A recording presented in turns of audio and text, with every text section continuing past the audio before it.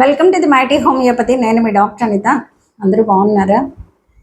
Very important టాపిక్లోకి వెళదాము. Pancreatitis. నేను నమ్ముతాను హార్ట్ ఎంత ఇంపార్టెంటో ప్యాంక్రియాస్ కూడా అంతే ఇంపార్టెంట్. 1000 రూపాయలు కాదు 10,000 రూపాయల ఫుడ్ తిన్నప్పటికీ దాన్ని జీర్ణం చేయడానికి అవసరమైన ప్యాంక్రియాటిక్ ఎంజైమ్ సరిగా లేకపోతే అది జీర్ణం అవ్వదు. ట్యాబ్లెట్ మీద ఆధారపడి లేదా ఇన్సులిన్ హార్మోన్ మీద ఆధారపడి దాన్ని జీర్ణం చేసుకోవాలి. అందుకే నాకు డయాబెటీస్ మీద చాలా ఫోకస్ పెట్టాలనిపించి చాలా మందికి డయాబెటీస్ తగ్గించగలిగాను. ప్యాంక్రియాస్ అనేది చాలా important organ in our body. Stomach కింద భాగంలో 3 భాగాలు ఉంటాయి. Fundus, duodenum, pancreas. ప్యాంక్రియాస్ కింద భాగంలో, స్టమక్ కింద భాగంలో ప్యాంక్రియాస్ అనేది ఉంటుంది. ఈ ప్యాంక్రియాస్కి ఏదైనా ఇన్ఫ్లమేషన్ గురైతే దాన్నే ప్యాంక్రియాటైటిస్ అంటాం. So inflammation is nothing but swelling, redness, pain and followed by ఈ ఫీవర్ సిమ్టమ్స్ ఇవన్నీ ఉంటాయి. సో ప్యాంక్రియాటైటిస్ అనేది 2 రకాలు: అక్యూట్ ప్యాంక్రియాటైటిస్, క్రానిక్ ప్యాంక్రియాటైటిస్.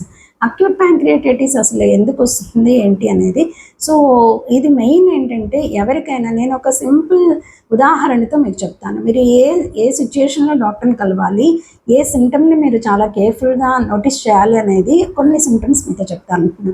ఇది అందరిలో అవేర్నెస్ పెంచడం కోసం ఈ వీడియో ఉపయోగపడుతుందని ఎంతగానో అనుకుంటున్నాను.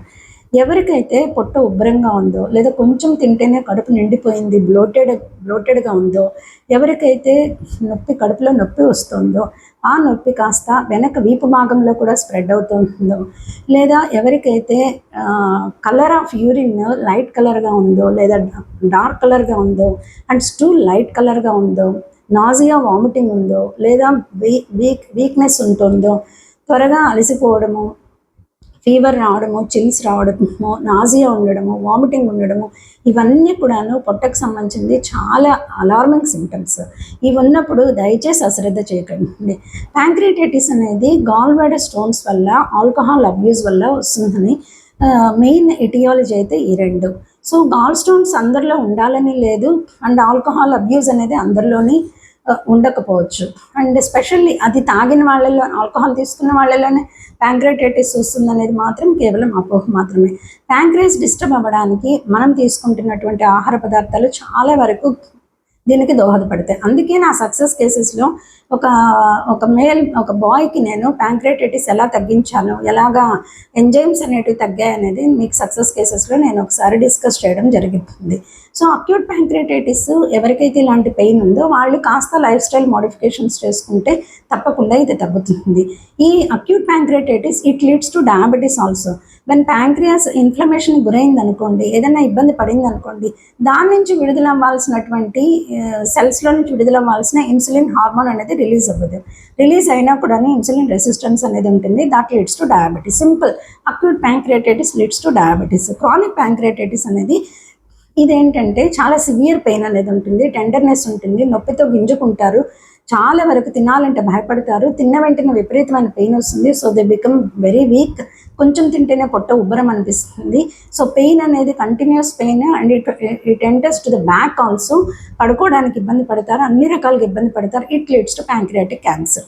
సో మన శరీరంలో ప్యాంక్రియాస్ అనేది ఎంత ఇంపార్టెంటో ఇప్పటికి అర్థమైంటుంది. ఎవరికైతే ప్యాంక్రియాస్ సమస్యలు, ఈ సోకాల్ కంప్లైంట్స్ ఉన్నాయో, మీ డాక్టర్ దగ్గరికి వెళ్ళినప్పుడు కొన్ని పరీక్షలు అనేది మీకు రాయడం అనేది జరుగుతుంది. ఆ పరీక్షల ద్వారా ప్యాంక్రియాటైటిస్ ఉందా లేదా ఏదైనా కంప్లైంట్లకు బాడీ వెళ్తుందా, ఇవన్నీ కూడా మీతో డిస్కస్ చేసి మెడిసిన్ పెట్టడం జరుగుతుంది. ఏదైనా కూడాను గ్యాస్ట్రో ఇంటెస్టైనల్ ట్రాక్ట్లో ఏదైనా ఇబ్బంది పడుతుంది అని అంటే ఏదో ఒక సిమ్టమ్ ద్వారా బయటపడుతుంది. తప్పకుండా మీ సమీపంలో ఉన్న డాక్టర్ గారిని కలిసి తప్పకుండా అన్ని టెస్టులు చేయించుకొని ఏ కంప్లైంట్ అనేది ఉంది అనేది తప్పకుండా early diagnosis it saves lifes.